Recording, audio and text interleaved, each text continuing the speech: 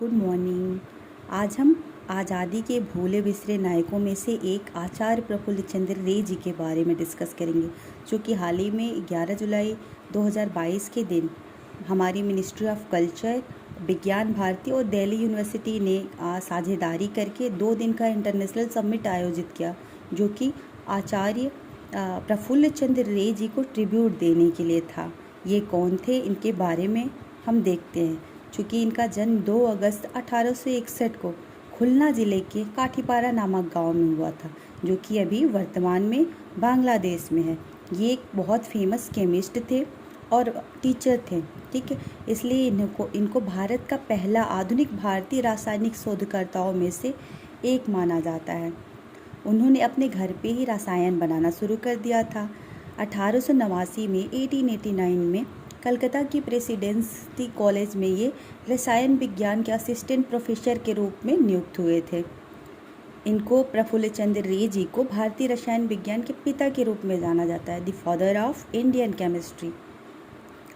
इनको 1920 में भारतीय विज्ञान कांग्रेस के अध्यक्ष के रूप में चुना गया था, ठीक है। 1896 में 1856 में इन्होंने एक केमिकल का फॉर्मेशन किया, जो कि मर्क्यूरस नाइट्राइड थी।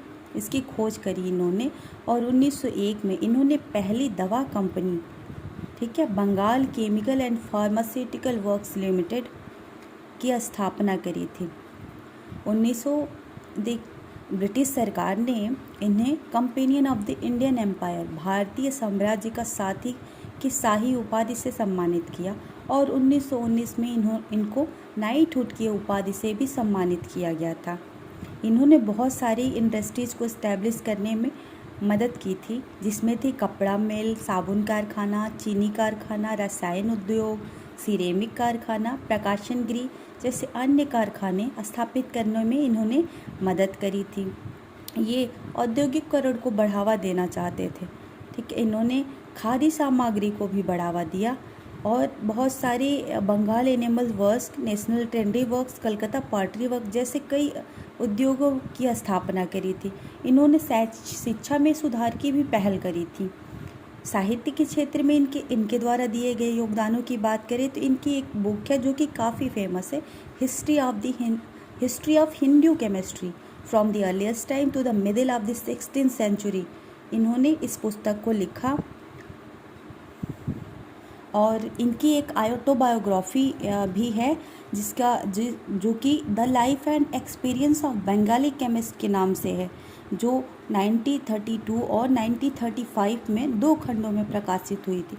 सामाजिक क्षेत्र में इनके द्वारा दिए गए योगदानों की बात करें तो इन्होंने 1920 के दशक में बंगाल में जब अकाल पड़ी हुई थी और बाढ़ से प्रभावित लोगों को इन्होंने काफ़ी सक्रिय रूप से उसमें भाग किया और उन लोगों की मदद करी थी। ये सच्चे तर्कवादी थे और समाज से जाति व्यवस्था की समस्या को समाप्त करने की हिमायती थे। उन्होंने अपने मृत्यु तक समाज सुधार के इस कार्य को लगातार जारी रखा था।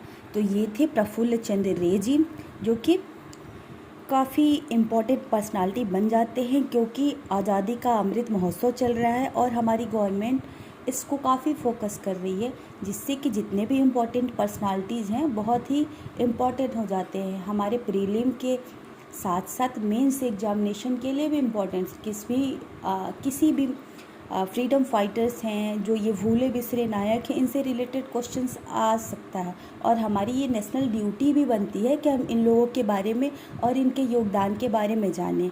Thank you. Please like, subscribe and share my channel.